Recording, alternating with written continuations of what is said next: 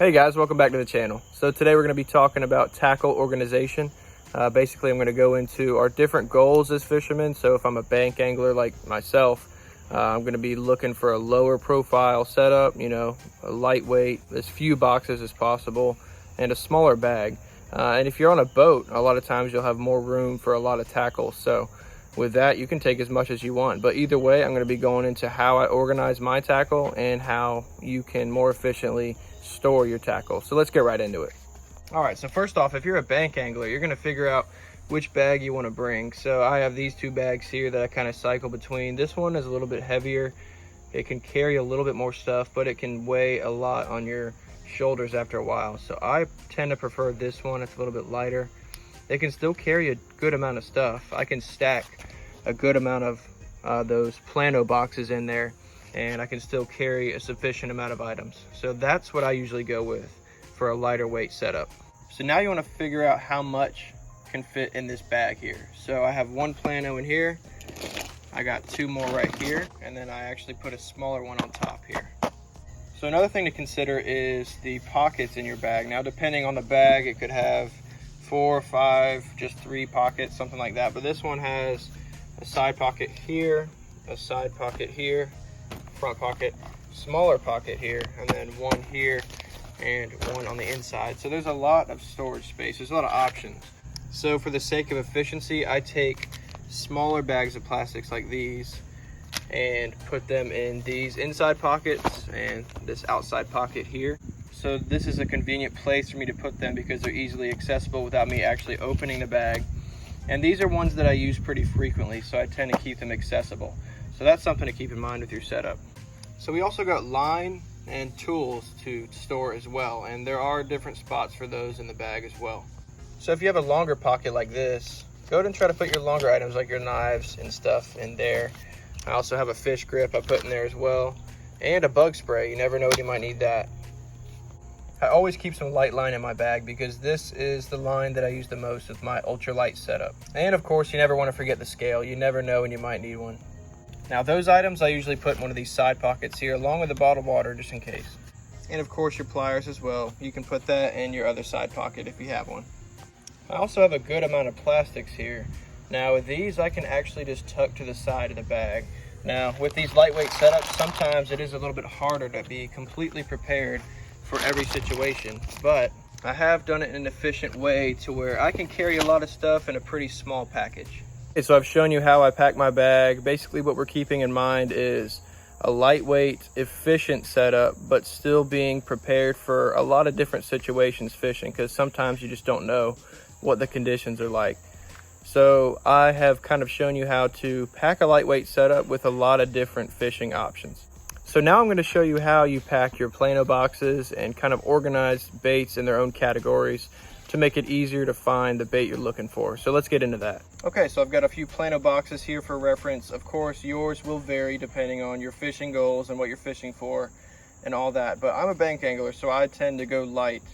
And with these boxes, I am organizing them in categories. So let's get into the categories. So here I have just a bunch of different hard baits. I have some jerk baits, crankbaits, lipless.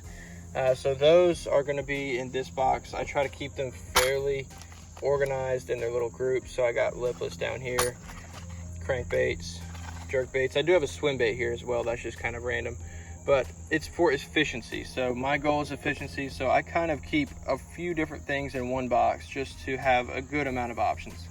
So if you're a boat angler, you'd probably have at least one Plano box for just crankbaits, and then another one for just jerk baits, and another one for spinner baits, and so on. That's because they have a lot of room to keep Plano boxes. But for me, I don't have a lot of space to put stuff, especially when I'm walking along a bank and all that. So I travel light, as you can see here. In this box, I have a few key top waters that I use. So these are just the most important top waters I use, and of course, spinner bait and a chatterbait as well. I just keep those kind of in the same category. But these top waters are the ones that I use frequently, and I do have a few more on standby still in the packaging as well. Just to save some room, I just keep these in here and save the other ones for later. So again, the goal is efficiency and being lightweight. So keeping this in one box will save a lot of space. Also keep in mind that I do have my rods pre-rigged for the fishing that day before I go fishing, and then I have the extra stuff packed away as well. So the rods are going to be rigged with stuff that I know is going to work, and then I just have some extra stuff in case that doesn't work. So that's why I don't have a lot of extra crankbaits and jerk baits packed away. Again, the goal is efficiency. And with the type of fishing I do, I also use a lot of spinners. So I'm starting to build a little spinner collection. Of course, I lose a lot of them in snags, but I got a little collection going here, so I figured I'd commit a box to these as well, and it's going to continue building. And of course, I have a box committed to hardware. So I got little O-rings here for wacky rigs. I got bead weights for Carolina rigs. I got a few bullet weights in here. There's only one of them is tungsten at the moment. I think the other ones are lead. But I also have swivels. I got different kinds of hooks. I have circle hooks here, some more bigger swivels, some small sinkers as well. So just the basics here, and just enough to get me by. If I'm going catfishing, I'll have a few different weights. I'll have some heavier, maybe 4-ounce sinkers as well. But besides that, this is pretty much everything I need most of the time. And we got a small jig box as well. This is the smallest of the Planos, but we got different size jigs here. So I keep the smaller ones in this middle row here. I keep the larger ones up here. It is kind of packed full at the moment, but it is everything I need here, and I just try to keep it in a small package. So at the bottom here, I have the jig heads, and then the already ready to go jigs are up here. So that's just how I store those as well. To anyone wondering what I can fit in my bag, I'll show you right now. So these Planos right here all fit in my bag. And there's also one more as well, which I did not include in the video. It's just kind of got random plastics in it right now, so that's why I didn't include it. Not really a good example of my organization, but it can fit these 3 here, plus one more on the bottom. So again, this video is geared more towards a bank angler, but if you're a boat angler, you'd be kind of having the same idea in your head, except you don't really have to worry about the efficiency as much. So if you have a crankbait box and a jerkbait box and a spinnerbait box and a walker box, you know, a topwater walker, all those different kinds of baits, you can do that because you have a lot more room. But the idea is to organize them in their own categories with the organization. So that's kind of what I did there. So with more room, you're going to have more options for boxes. You're going to have a box for each bait basically.